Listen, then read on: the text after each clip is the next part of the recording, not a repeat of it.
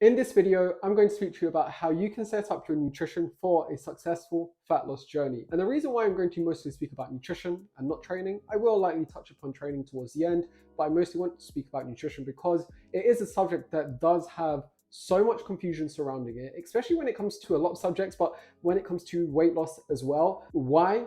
Maybe because everyone eats, which means everyone has an opinion. And obviously then you've got social media, everyone seems like an expert.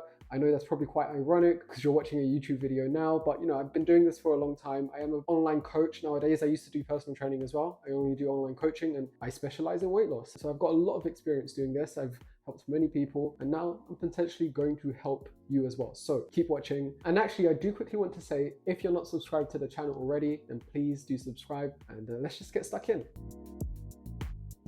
So chances are when it comes to your fat loss journey and nutrition, you might be wondering about a lot of questions that are quite unimportant. Like they don't matter anywhere near as much as you think.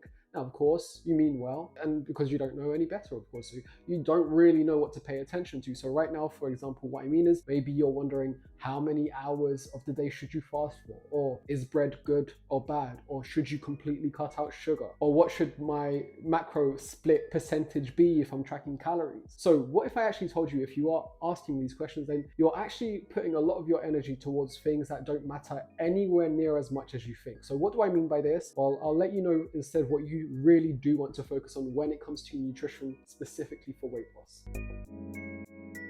And now the first factor that you want to look into when setting up your nutrition for weight loss is coming up with your calorie deficit goal. So being aware of how many calories you're about to aim for. Now, there are other external factors that can impact, let's say, your consistency levels with the calorie deficit goal, such as stress levels, protein intake, sleep length, sleep quality, psychology, etc., etc. But all of that's going to be for another video, because in this video, I'm going to keep it all quite simple. So again, what I'm going to say is, first of all, come up with your calorie deficit goal. And the way I like to come up with your calorie deficit goal is by a formula. And basically the formula is have your body weight goal in pounds and then times it by 11 if you get less than 10k steps a day.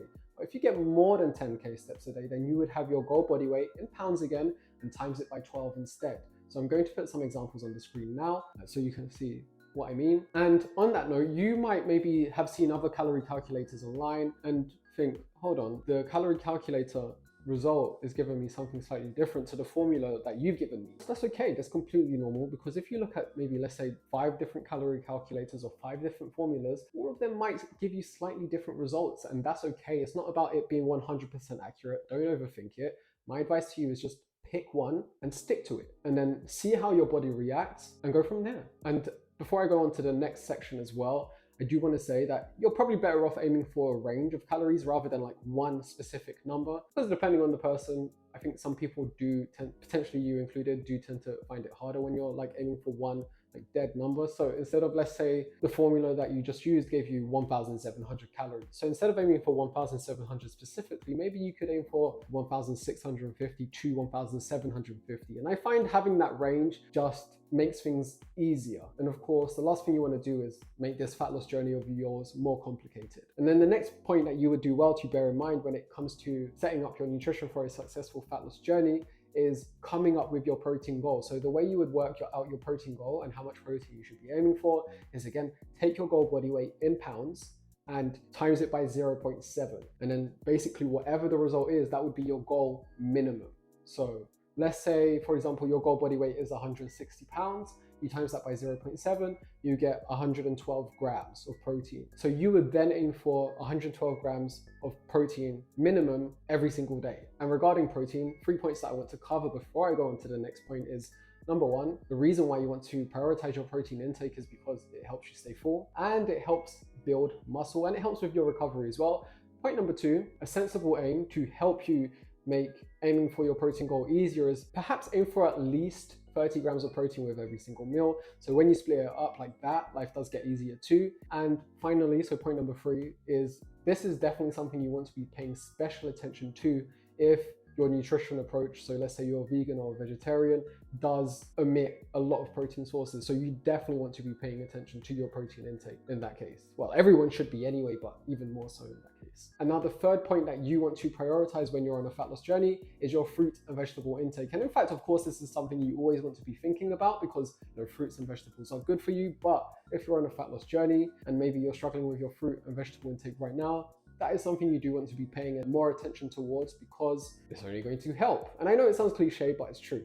There's a reason why it's repeated often because it works. So when it comes to your fruit and vegetable intake, I'm sure you've heard the saying 5 a day. And although there's good intention behind that, and 5 a day, of course, would be an amazing goal to aim for many people, potentially you included, they're just struggling to hit that. It's just tough. They're finding it hard. So if that is you, if that's not you, then amazing. Maybe don't even listen to what I'm about to say next. But if you are struggling to hit 5 a day, then maybe just for now, aim for 2 or 3 a day. And I think when you don't have as much of an overwhelming goal, it does make it easier to start being consistent with. And then if you get more, great. That's amazing. Get more. So 2 or 3 a day. And a few tips that I would be happy to share with you when it comes to increasing or ways of increasing your fruit and vegetable intake is have your favorite fruit readily available at all times within the house. Point number 2, make vegetables at lunch and dinner a non-negotiable. And then point number 3 is have a piece of fruit at breakfast, because that's only going to help. Fruit, generally speaking, it's got decent levels of fiber in. And if you're getting some fiber in at the start of the day via your favorite piece of fruit, then you're setting yourself up nicely for the day as well in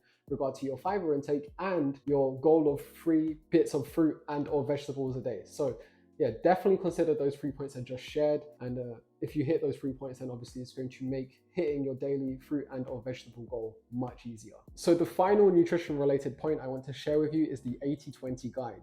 And this is a guide. I want to emphasize that it's not a hard rule. So if you don't follow it as well as you'd like, then don't stress about it. But basically, this is where 80% of your calories are from nutritious foods. So single ingredient foods like fruits, vegetables, maybe seafood, etc., etc. And then 20% of your calories can be from more fun foods. And this just basically helps make your fat loss journey a lot more sustainable without, obsessing or worrying over perfection, because that's never going to last. And at the end of the day, if you always make space for foods that you enjoy, fun foods, then it's just going to make life easier as well. And, if at the end of the day, you're getting 80% of your calories from nutritious foods, then you'll be fine too. So that's just something to consider as well. And now, before I finish off this video, I do want to emphasize one more point. So I know that this video was called Nutrition for Weight Loss. And the reason why I wanted to emphasize the nutrition side of things over the training side is because at the end of the day, when it comes to weight loss, you cannot out-exercise what you eat and drink. Of course, you would do well to exercise regardless. It's healthy and good for you, but specifically for weight loss, you can't out-exercise what you eat and drink. So nutrition is the main driver for weight loss, and you do have to prioritize that. But, if your nutrition is under control and you want to start exercising to assist your journey, then what I would say is prioritize your resistance training. Most people, potentially you included in the past, think that for whatever reason that cardio is like the biggest go-to and it's going to help the most. That is a myth. And in fact, I have a whole video speaking about this topic. So if you want to check that out, I'll leave the link up here so you can watch it after. But yeah, you want to prioritize your resistance training instead. And if you've got no idea what to do when it comes to your resistance training, I do have a free workout plan that you can have via the link that I'm going to leave in the caption of this video. That link will take you to my website, and from my website you can grab it. So yeah, prioritize your resistance training and prioritize your walking. And if you don't know how many steps to aim for, maybe do it like this. So check your step average for, let's say, the last month. Let's say it's maybe it's around 4,000. Aim for about 2,000 steps more than you've been averaging. So if you've been averaging 4,000, like I said, then start aiming for 6,000. And just that slight increase, it might not seem like much, but it will be a big difference. Trust me, it's going to help immensely. Otherwise, that is pretty much it for today's video. I do hope it helped. If you have any questions, then of course, just comment them below and I'll be happy to get back to you, or, feel free to email me as well. And again, remember, if you want that free workout plan, then click the link that's going to be in the caption of this video. If you found this video helpful, then do subscribe to the channel, like this video, perhaps share it with your group chat, your friends, your family. Take care, and I'll see you around.